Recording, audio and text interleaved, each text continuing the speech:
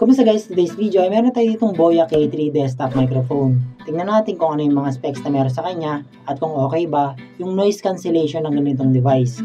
Umpisa na natin.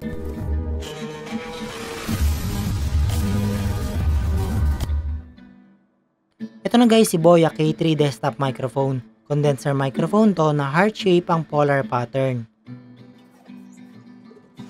Unbox na natin to guys at makakasama niya sa package ay user's manual, converter adapter niya, at USB cable na pwedeng Type-C parehas ang dulo or standard USB to Type-C.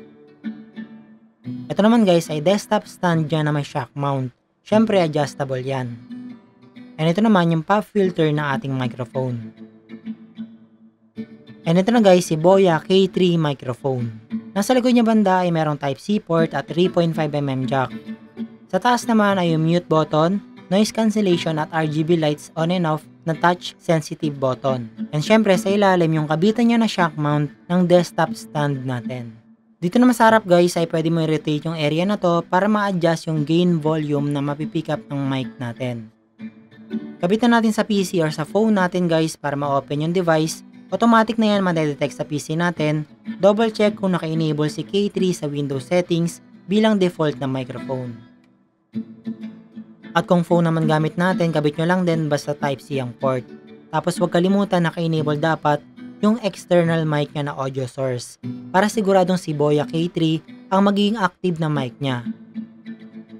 Ito na guys, nag-power on na si K3 natin at umiilaw yung design niya na nagpapalit-palit ng kulay.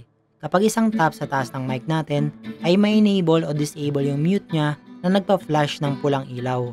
Kapag double tap naman guys ay magbiblink ng kulay green na naka-enable na ang noise cancellation. And double tap lang ulit, tapos magbiblink ng kulay blue para ma-deactivate si noise cancel. Assemble na natin itong desktop setup natin guys, tapos i-testing na rin yung audio na nakukuha ni Boya K3 microphone.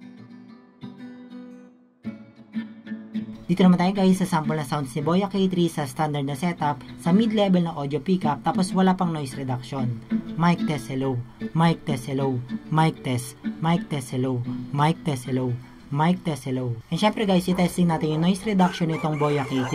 Meron tayo ditong simulation sounds na maingay. Mic test hello, hello mic test, mic test hello, hello mic test, mic test hello, mic test hello. Conclusion natin guys, aesthetically maganda yung design nitong Boya K3 at napakadaling gamitin. Basically plug and play lang sa mga most devices, mapa cellphone man or PC dahil hindi mo na kailangan ng mga drivers or apps sa kanya. Tapos meron pang one tap lang para makapag-mute na very essential feature sa mga streamers natin. Malinaw din yung audio pickup ni Boya K3 natin at effective yung noise cancellation niya. Kaya panalo ka na sa ganitong microphone para sa ating mga setup. At kung interested din kayo kay Boya K3, ay available yan online. Merong link sa description, meron silang official store doon. And salamat guys sa panonood. Huwag kalimutan mag-subscribe, like and follow para mapanood nyo agad susunod na unboxing ng mga microphones.